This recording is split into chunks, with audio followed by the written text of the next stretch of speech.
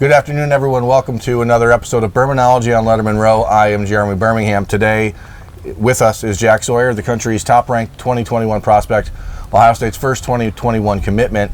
And we're out here at Pickerington North High School, just outside of Columbus, talking to Jack in person. Thanks for being on the show, second time. No problem. Thanks for having me. You're sort of a grizzled veteran at this point. Yes, sir. I'm going to just dive in, Jack, to the thing that people are interested about, I think, the most is that number one ranking. That as far as the 247 composite ranking, which is, of course, 247 Sports, Rivals, ESPN, those are the three metrics that are being used. What does it mean? Does it mean anything to you different? Does it feel different to be number one as opposed to number two where you were a month ago? Obviously, I've always wanted to be the number one ranked player in the nation, but, so it's been exciting. It's been... a lot of people have been congratulating me. A lot of different people have been talking to me, but it's humbling. But then at the same time, this makes me want to work even harder because now everyone's coming from even that much, even more, and just got to stay on my A game now. What happens? Do they pick up the phone and call you? And it's like, hey, Jack, we have some news for you. It's 8:30 in the morning, and you're the number one player in the country. Like, how does that work? Like, what do they do? Not at all. I was actually at my girlfriend's lacrosse game. And I was just sitting there on my phone, and I got a notification, and it just popped up, and it said like Jack Sawyer, the new number one player in the country. And I was like, kind of like surprised. I was like, what? So it's not like a gold record where you get like a plaque to put on the wall, and it says August 1st through August 15th, you were the top ranked player in the country, or anything like that? Nope. Just got a notification on Twitter, and I clicked on it, and it said that, and it kind of surprised me at first. I was like, really?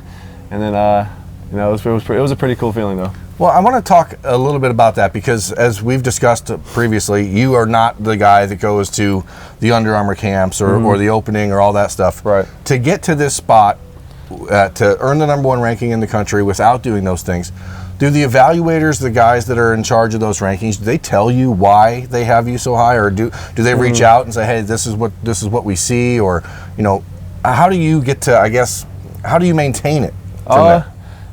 Like you said, I haven't really gone to all the openings or anything, so I just feel like I'd rather go with Coach Johnson and work out in that time and, get his teachings and all the technique that he has to offer for me. And like you said, I think in a couple of years, maybe they might knock me next year for not going to the camps, but honestly, I'll put my film up against anybody's in the countries, and you can watch my film, I'm going to have this year, and it's going to be hard for you to say there's someone better than me in the country.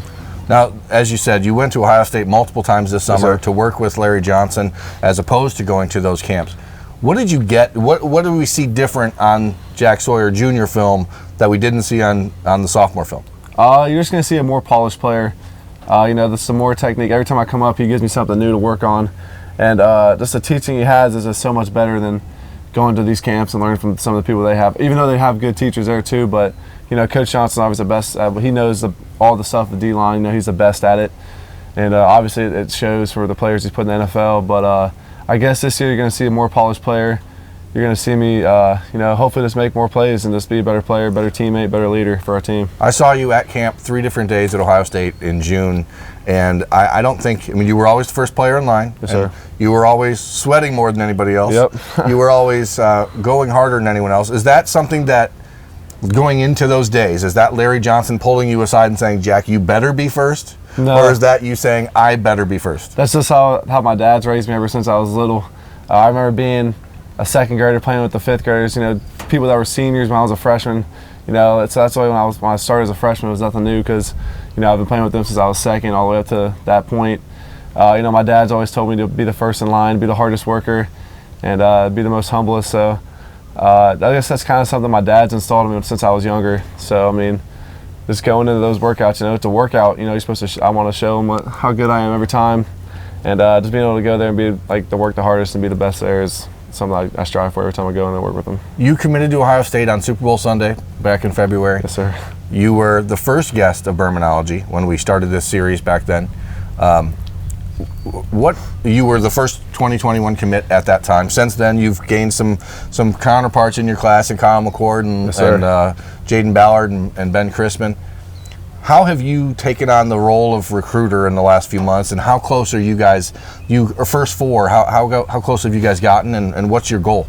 So when I first committed, it was fun, and then I started as soon as I committed, I started reaching out to people. And after Kyle McCord joined us, and after Ballard and Ben Christmas joined on the one day, we got real tight. You know, we started a group chat. We text each other every once in a while to see how we're doing. You know, just mess around with each other, just like friends. And you know, we want to get back on campus with each other and spend some more time. And then you know, I'm on them pretty hard about getting more people. I don't know what style my boy's Zoe Styles is waiting on, but he needs to get his act together and commit here soon too. But do you and Kyle have a competition? Like, he's the de facto leader on the offensive side, and he's got two guys. For sure. He's the captain on offense. I'm the captain on the defense. So he's got two right now on offense that I helped him with pretty much, but I got a couple more defensive guys. I mean, here soon.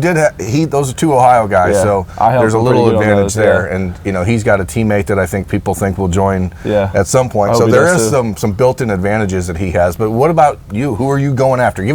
I need names. Don't tell me Lorenzo Styles, because we all know that one. I need names. Name names, Jack. Name names. Okay, so Reed Carrico. I want Reed Carrico to join me. I think he's one of the best linebackers in the country in our class. Mecca, the receiver from, I think, Washington. I'm trying to think who else. A couple of linemen that Kyle McCord know, like Landon Tingwall, that's how you pronounce it, a couple others. And then he might be the only soon-to-be junior in the country that makes you look small. Yeah, he's pretty big. He's a big boy, but I don't know about make me look small. But pretty small. I don't know. But but just Reed Carrico is definitely one that I really want to join us here soon. Well, Jack, what's next? I mean, what can you possibly do now? Again, you're committed to Ohio State before your junior season starts. You are the #1 player in the country. You have all these accolades. What do you do from here to continue to improve your game, number one, but also to continue to challenge yourself? Just like what I said earlier, you know, just always challenging myself to be the best, you know, trying to be the best in the weight room, trying to be the best leader, trying to be the hardest worker off the field. You know, it just kind of goes back to like what my dad used to teach me back when I was younger, you know, just never get complacent with how high you're ranked, you know, because the rankings honestly don't mean anything on a Friday night when you put your pads on and you put your helmet on, you strap up and go on the field. So, I mean, really you just got to stay focused.